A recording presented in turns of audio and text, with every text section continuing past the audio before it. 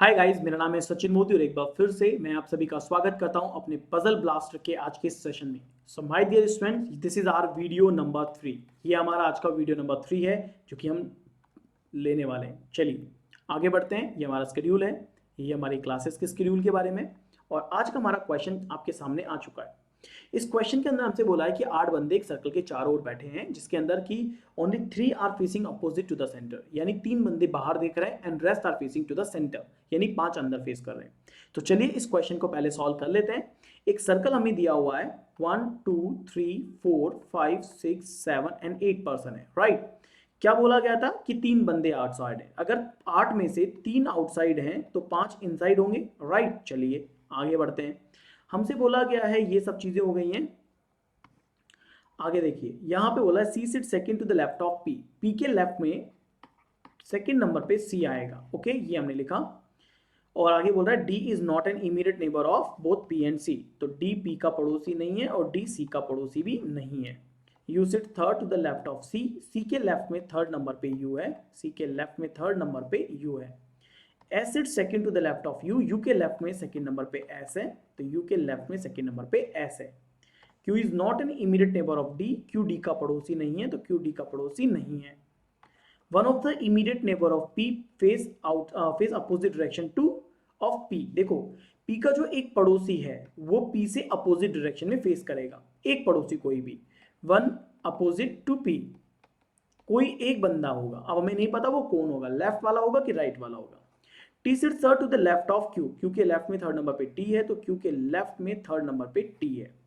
R and D face the same direction as Q faces. R और D उसी दिशा में देखेंगे जिसमें Q देखेंगे, यानी R D और Q, R D और Q ये तीनों की तीनों जो फेस करेंगे वो सेम डायरेक्शन में फेस करेंगे, ये यहाँ पे कह रहा है। D does not sit opposite to both P and C। D P और C के अपोजिट में नहीं बैठा हुआ है, तो D के अपोजिट में ना P बैठा हुआ है ना C बैठा हुआ है, ये यहाँ पे कह रहा है। अब दोस्तों इस पूरे क्वेश्चन के अंदर सबसे इंपॉर्टेंट चीज क्या है, ये देखना कि कहाँ पे हमारा एक सही बंदा बैठ जाएगा। कौन इनसाइड देख रहा है, ना हमें ये पता है ना हमें कुछ और पता है। इसमें सबसे इंपॉर्टेंट चीज क्या है, ये देखना कि कौन सा डेटा ऐसा है जो सबसे ज्यादा रिलेटेड होगा।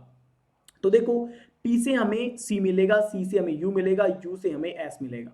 इसका मतलब है P के लेफ्ट में सेकंड नंबर पे C बिठाना सबसे ज्यादा जरूरी है। तो P can be facing inside और P can be facing outside.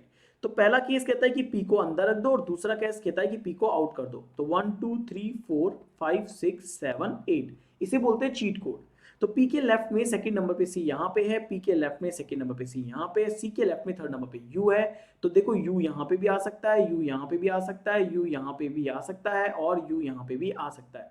लेकिन U के लेफ्ट में सेकंड नंबर पे S आएगा, तो U के लेफ्ट में सेकंड नंबर पे S यहाँ पे होगा, या U के लेफ्ट में सेकंड नंबर पे S यहाँ पे होगा, यहाँ पे होगा। बहुत सारे केसेस हैं, राइट। तो इसको भी छोड़ते हैं। तो D और C पास में नहीं है, और D देखो D जो है P और C के पास में नहीं है। अगर D यहाँ पे नहीं है, D यहाँ पे नहीं है, D यहाँ पे नहीं है, तो D कहाँ पे होगा, कहीं तो होगा, इन तीन जगह पे D नहीं है। और इसी तरह से D अगर मैं देखूँ तो D P और C के पास में नहीं है, तो D इन दोनों जगह पे नहीं है और D यहाँ पे नहीं है। तो आपको अब D के सामने भी P और C नहीं होंगे, तो D के सामने ये भी D नहीं होगा, ये भी D नहीं होगा। सोचो D जो है वो ना P के सामने होंगे, ना C के सामने होंगे, ना पड़ोसी होंगे। तो इस इंफॉर्मेशन पे नजर रखो और इस इंफॉर्मेशन पे नजर रखो, तो आपको फैक्ट पता लग जाएगा D यहीं पे आएगा, D यहाँ पे आएगा। और इसमें भी अगर यहाँ पे भी D नहीं आ रहा है और यहाँ पे भी D नहीं आ रहा है, तो D यहीं पे ही आएगा, क्योंकि इतनी जगहों पे D की क्रॉस हो गई है। बात समझ में आ गई है। तो मैंने जितनी जगह से D क्रॉस किया है उतनी जगह से आपको भी D हटा देना है, क्योंकि D वहां पे किसी भी जगह पे नहीं पॉसिबल है, तो वो नहीं बैठेगा। ओके, ये हमने रख दिया, हटा दिया, यहाँ से भी और यहाँ से भी हटा दिया, ठीक है। अब यहाँ पे आगे बढ़ते हैं और आगे कंडीशन देखते हैं। ये डन है। P के लेफ्ट में R D और Q सेम डायरेक्शन में देखेंगे, R D Q। अब हमें D के बारे में नहीं पता फेसिंग क्या है क्या नहीं है, ठीक है। अब देखो, तो मुझे देखना था कि C के लेफ्ट में थर्ड नंबर पे U 1 2 3 U यहाँ नहीं आ सकता, 1 2 3 U यहाँ पे आएगा, 1 2 3 U यहाँ नहीं आएगा, तो U यहाँ आएगा। तो C के लेफ्ट में ना, तो इसका मतलब क्या है कि C की फेसिंग आउटसाइड, तभी लेफ्ट में थर्ड नंबर पे U, और यहाँ पे C की फेसिंग क्या होनी चाहिए, इनसाइड, तो राइट हो जाएगा, आउटसाइड, तो C के लेफ्ट में थर्ड नंबर पे U।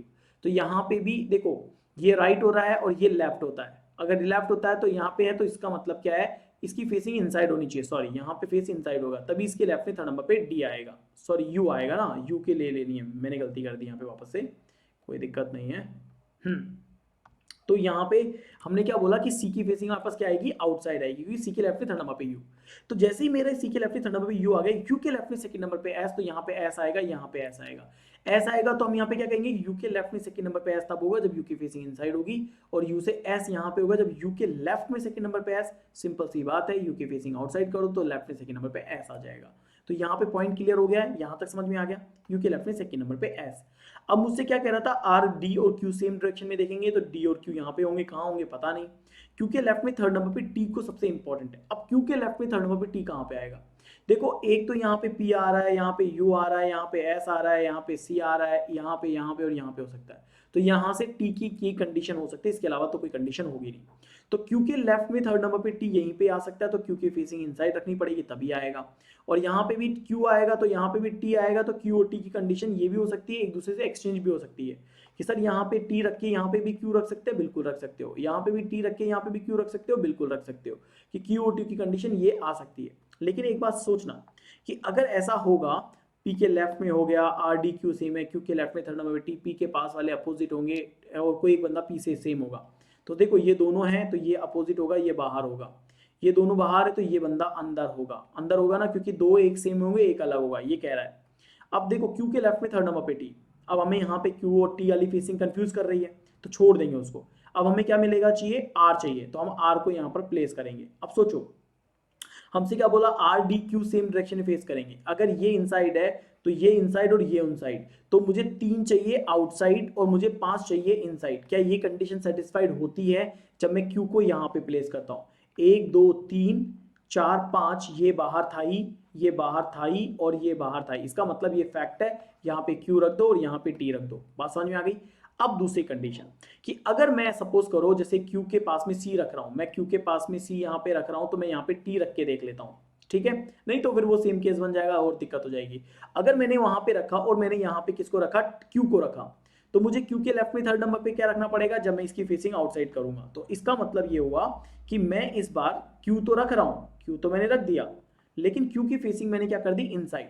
तो क्यू के लेफ्ट में थर्ड नंबर मेरा टी आ गया। अब टी आ गया तो आर डी क्यू की फेसिंग सेम होगी, तो ये भी इनसाइड होगा, आर और डी और देन क्यू। अब मेरा आर यहाँ पे होगा तो ये भी इनसाइड होगा। तो कितने इनसाइड हो गए, देखो एक इनसाइड, दूसरा इनसाइड, तीसरा इनसाइड, चौथा इनसाइड, और ये आउटसाइड है, ये आउटसाइड है, ठीक है।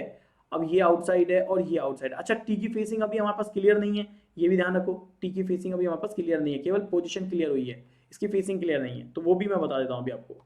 लेकिन एक बात वो बताओ, इसने तो हमें ये बोला कि क्यूडी पास में ही नहीं है, तो क्यूडी तो यहाँ पास में हो रहा है, तो वैसे भी रिजेक्ट हो जाएगी, क्योंकि अगर क्यू यहाँ रख रहे हो तो भी रिजेक्ट है, यहाँ रख रहे हो तो भी रिजेक्ट है। देख लो आप यहाँ पे चाहे तो, अगर आपने मान लो यहाँ पे नहीं रखा इसको, ये से क्यू हटा दो और यहाँ पे टी हटा दो, है ना, और आपने कह दिया कि सर मैं तो यहाँ पे क्यू रखूंगा क्योंकि नहीं तो टी पास में हो जाएंगे, और यहाँ पे देखो क्यू डी पास में नहीं है, वैसे भी यहाँ पे आ गया, है ना, इजी हो गया। अब सोचो क्यू के लेफ्ट में थर्ड नंबर पे टी कब होगा, जब क्यू की फेसिंग आउटसाइड होगी, क्यू के लेफ्ट में थर्ड नंबर पे टी। अब टी आएगा तो यार एक बात बताओ, आर डी क्यू सब सेम है तो डी भी सेम हो जाएगा, तो बाहर जाएगा, क्यू भी सेम है, आर डी क्यू तीनों बाहर है, ये तीन तो वैसे ही बाहर हो गए, फिर इसका बाहर होना, इसका बाहर होना, 5 बाहर हो गए, तो वैसे ही गलत हो गया, राइट। मतलब हम इसके बारे में और ज्यादा सोचेंगे ही नहीं और हमें सीधे सीधे कह देंगे कि ये क्वेश्चन हमारा गलत हो गया है। और हमारे पास क्यू आर डी तीनों इनसाइड है, सी ओ टी अपोजिट में बैठे आउटसाइड है, एस आउटसाइड है, पी और यू इनसाइड है। ये आपका क्या हो गया, सही आंसर हो गया है इस क्वेश्चन का।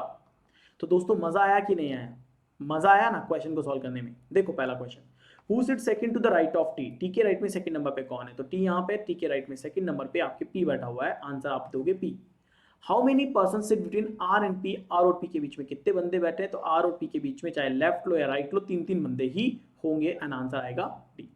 सो यहाँ पे अब मैं आपके लिए लेकर के आया हूं आज का होमवर्क क्वेश्चन। तो माय डियर स्टूडेंट, ये होमवर्क क्वेश्चन सभी बच्चों को लगाना है और कमेंट सेक्शन में आपको इसका आंसर जरूर देना है। तो आप एक बार इस वीडियो को अच्छे से देख लो, इस क्वेश्चन को अच्छे से देख लो और स्क्रीनशॉट भी ले सकते हो, और आपको बताना है कि what is the age of F, F की एज क्या होगी, ये आपको जरूर बताना है।